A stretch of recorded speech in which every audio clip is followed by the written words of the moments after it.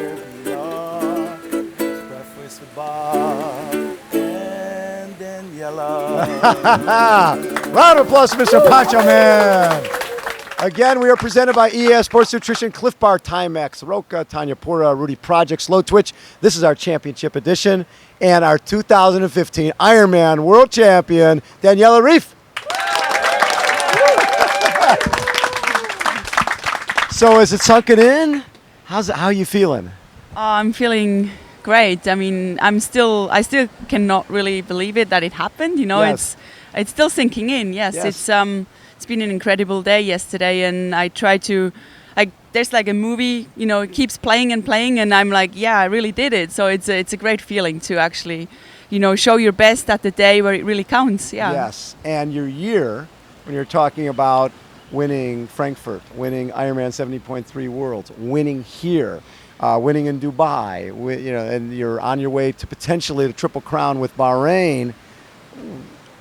This race is such a legendary event. You got a sense of it last year when you came in second, and we're at the finish line at midnight to get a sense of the history.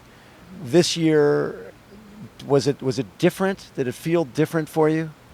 Yeah, it definitely did. I was looking forward to come back here.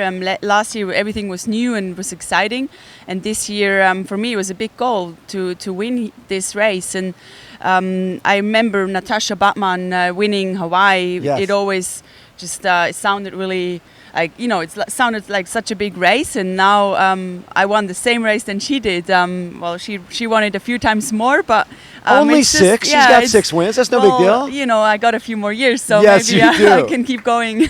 Yeah, how about that? We'll ever do a few more of those.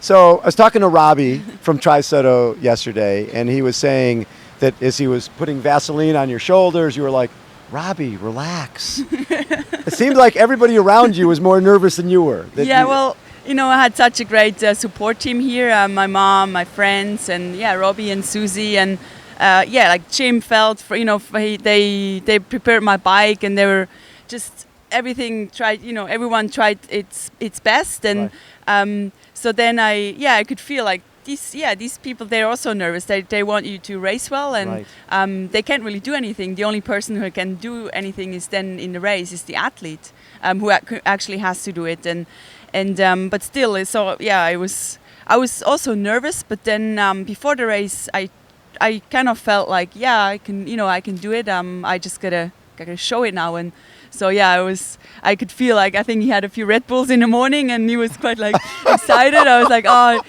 we can do it, like, you know, just relax. just relax. And I think that's what I tried to do also in a swim, and not to panic, and just relax. And you can go fast when you're also relaxed. Last year, Marinda Carfrae ran you down and got the win, her third, and you got second.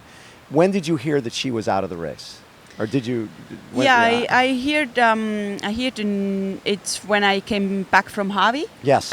So for me, it was just at the time where I really started to, you know, try to push. Yes. I wanted to get home these 80Ks in possible 2 hours, but Yes. it was probably not possible because it was, quite a wind. bit of headwind. But I tried really hard the last 80K, and when I heard the news, I didn't know what happened, but I just knew that I then didn't, I didn't have to focus on her. I just tried to.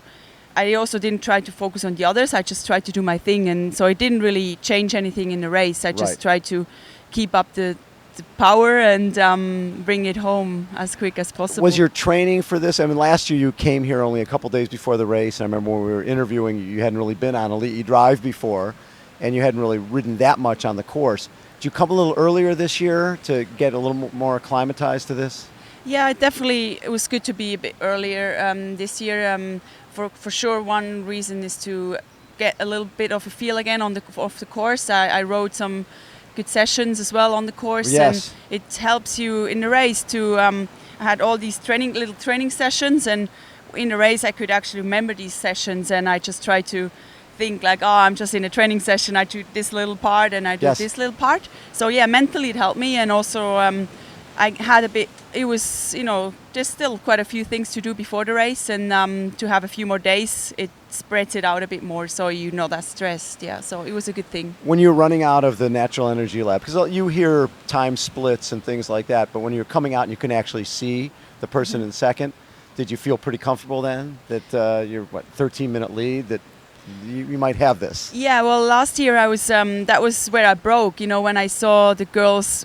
When I turned around, and I was surprised how close they were. Yes. And this year, I knew, like, when I turned around, I didn't see anyone. So I was like, I knew there was, it was a bit, somewhere.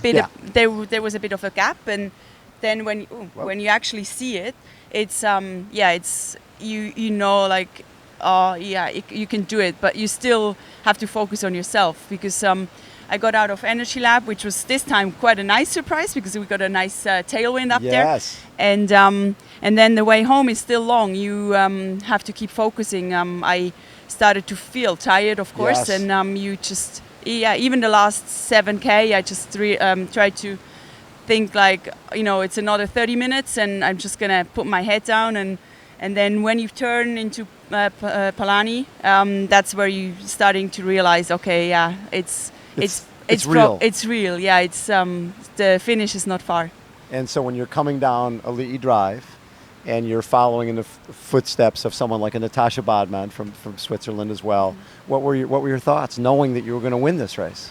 Yeah, it was incredible feeling. I was just really happy, because I could really, yesterday I could really show the race I wanted, and that's a great feeling. And then coming to Ali Drive, to have these, crowd, and Jim Felt was there. I gave him a hug, and he was so excited as well, because he loves to, watch the races, and then knowing, my mom and friends are in the finish, it was just very special, and I was really happy.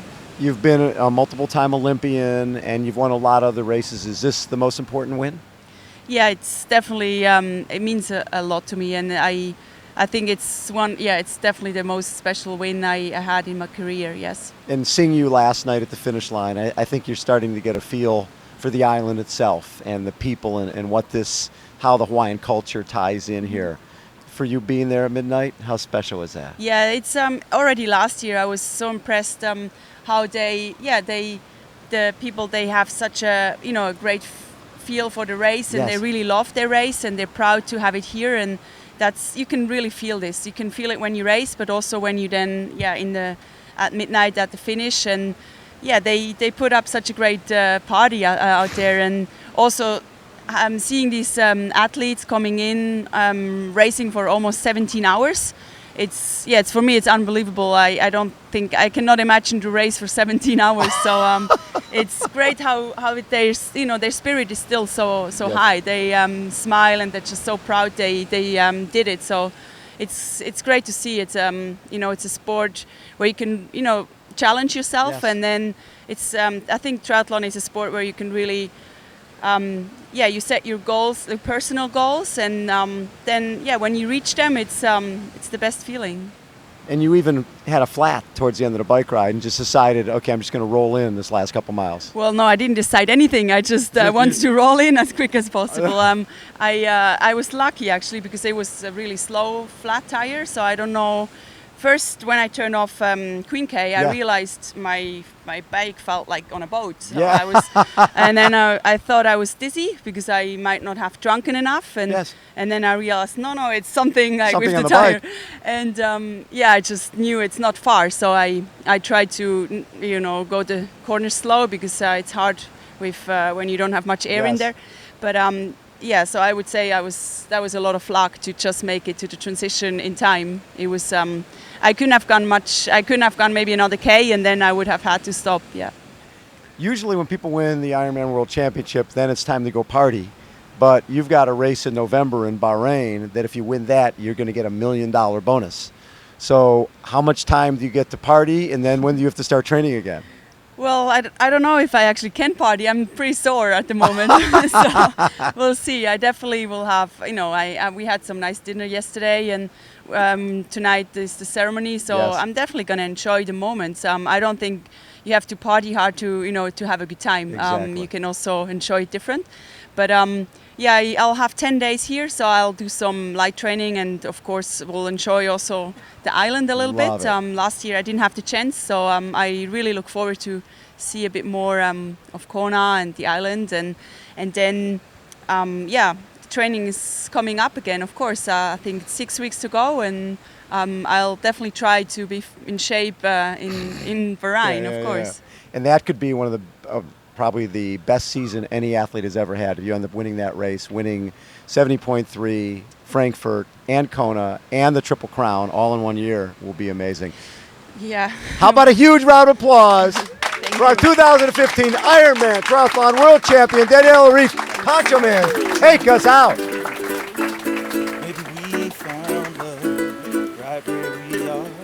Maybe we found love right where we are. It's breakfast with Bob and Daniela. Yeah, woo! Love it.